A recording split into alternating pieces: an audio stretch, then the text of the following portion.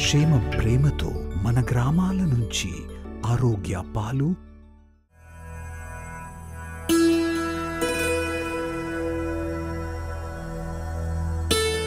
Hi everyone, welcome to episode 5 of Ramayana with Anuja. The previous episode was a sad one.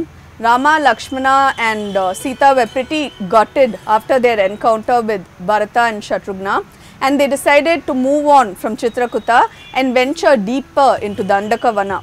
Their first stop was the ashram of Sage Atri and his wife Anuja. Now Anuja was a woman famed for her virtue. She had great ascetic merit, and during a period of terrible drought and famine, they say she brought forth the first fruit and caused the banks of the Ganga to overflow. So this woman was very happy to see Sita and Rama and Lakshmana, of course, but she took Sita aside for some feminine bonding, and she made some very valuable presents to her. She gave her these rich silks from another age, jewelry of exquisite craftsmanship and some really good perfumes.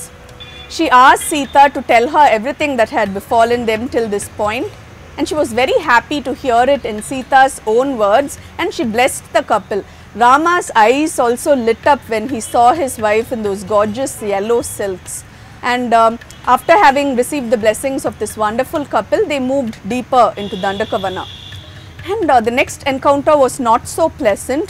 They ran into a rakshasa named Viraadha, who was quite horrifying to look upon, and he snatched up Sita in his big hands, and he just ran into the forest. Now he had a boon of power given to him by Brahma. I don't know what it is with Brahma who kept dispensing these extremely troublesome boons. So he could not be hurt by any weapons. Rama released arrow after arrow, and though they did not do serious harm, they caused him a lot of pain, and he was screaming in misery and anguish, and he let Sita go, and he grabbed the princess instead, and he ran deeper into the jungle with them. Realizing that weapons don't work, they pummeled him with his fists, and then they buried him. And it was only after they buried him that a certain spark emanated from within, and a Gandharva stood in front of them. The Gandharva's name was Tumburu. He was the celestial musician, and he was famous for his voice. He had been cursed on account of a disagreement he had with Lord Kubera over Ramba. And he blessed the princes, he thanked them for their help, and asked them to go visit Sharabanga's ashram next. When the princes went there, Rama thought he spotted Indra there with his charioteer and a couple of other celestials as well, but something held him back from approaching him. Indra, meanwhile, as he was departing from the ashram, he commented to the other celestials with him, and he said, "That is Rama of Ayodhya. He is an avatar of Vishnu, and I will meet him and help him when he is close to achieving the purpose for which he was born." Sharabanga blessed them all again, and he gave all his ascetic merit to Rama, who promised he will do his best to earn it. And Sharabanga said that the term of his life was ending, and he had only waited this long so that he could feast his eyes on Rama's face. And Sharabanga asked them to visit all the holy men in the area and to help them. So they settled into a certain routine. They visited holy men who would sit with them, talk with them, share their wisdom with them, and they would all ask Rama to help against the rakshasa menace. So this was how it fell into a nice pattern for them. They met Subhikshna, and later on they met Agastya. This was also a very fortuitous encounter because Agastya gave them some lovely presents. For Rama, he had the bow of Vishnu. It was called Brahmadatta, very powerful bow wrought by Vishwakarma. He gave it to him, and there was a silver sword and assorted weapons, armor, useful things for Kshatriyas like the princes. He gave it to them, and he also advised them to go and settle down in Panchavati. He said, "Your destiny awaits you there." So the princess and Sita went to Panchavati, and they were surprised at how beautiful it was. Sita was just in love with the place, and Lakshmana became busy immediately. He built them a beautiful log cottage with his own hands. It was a labor of love and affection, and Rama and Sita were very happy there. 12 years would pass in this fashion. They were all completely happy. They just rejoiced in each other's company. Sita loved nature, she loved the flowers, she loved all the deer, the denizens of the jungle basically. They were all her friends and she would feed them every day and they adored her. She would talk to them, and Rama also really loved it, going for long walks, meeting holy men. It was a very beautiful, blissful period. Unfortunately for them, misfortune awaited in the form of Soorpanakha. Soorpanakha is a very interesting character.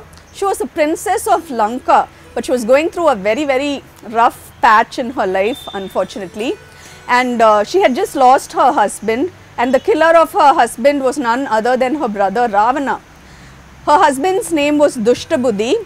He was a Danava, and Ravana, during a period of conquest, he destroyed the Danavas as well as his sister's husband.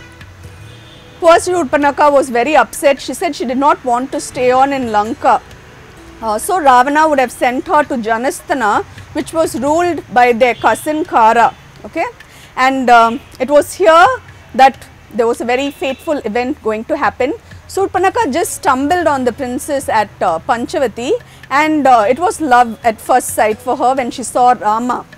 She took the guise of a beautiful woman and she approached Rama, and she confessed her love immediately, and she asked him to accept her as his lover. Now Rama said, "I am sorry, I cannot do that. I am married to Sita. Why don't you ask Lakshmana?" Lakshmana should have been more sensitive, more kind, but he just teased her a little bit and directed her back to Rama. He said, "I am his slave, I am not good enough for you." And so poor Soorpanakha, she came back to Rama and treated him further, and she got angry. She realized she was being mocked, and she attacked Sita. And immediately Rama, protected Sita, and Lakshmana lost his temper and he cut off her nose and her ears. Now this is another controversial part of the Rama and Lakshmana's actions here. All I can say is that consent is very important, whether it's a man or a woman in question or even a rakshasa. Soorpanakha should have also, accepted with a certain dignity when she was refused, and Rama and Lakshmana really needed to have shown more restraint, especially Lakshmana. But as the story goes, Soorpanakha was badly wounded. She fled from there in tears, and you know what they say, it's a cliche, but hell hath no fury like a woman scorned. So she went straight to her cousin Kara and she told him, "See, this is what has happened to me. There are two Kshatriya princes over there. They are men and I am of the Rakshasa race, and see what they've done to me."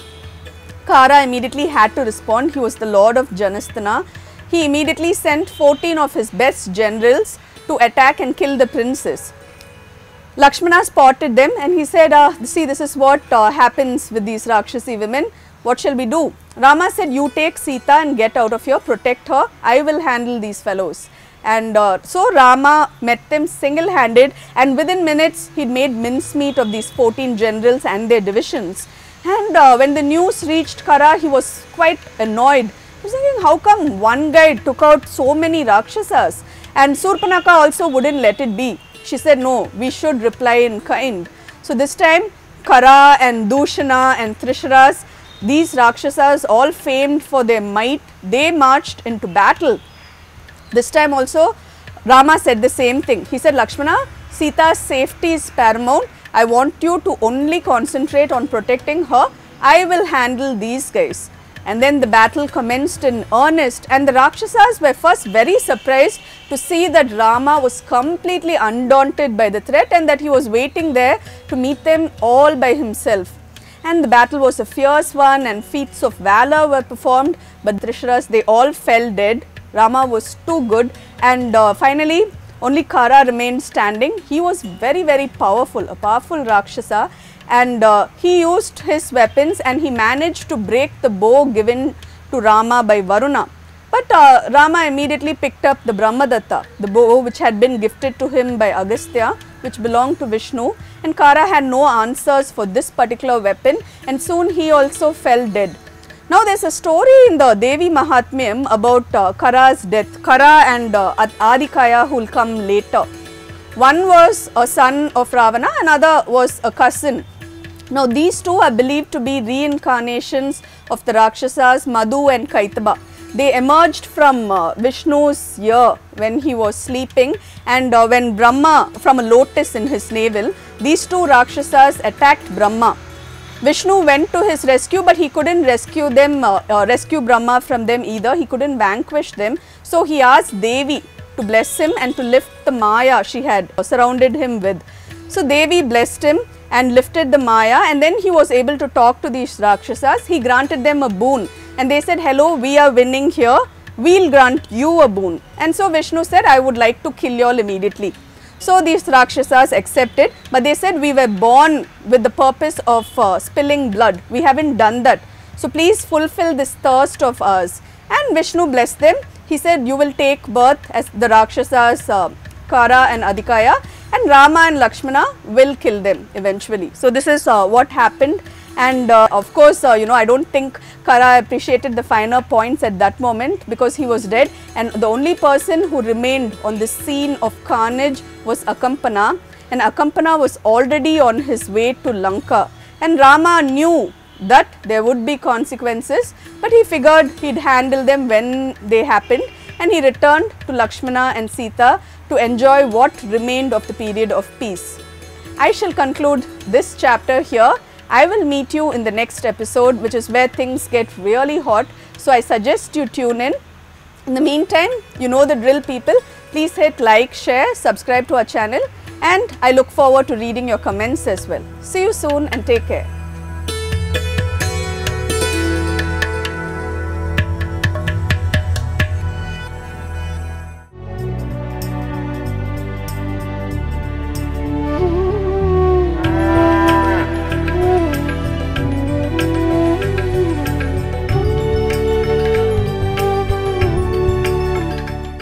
క్షేమ ప్రేమతో మన గ్రామాల నుంచి ఆరోగ్య పాలు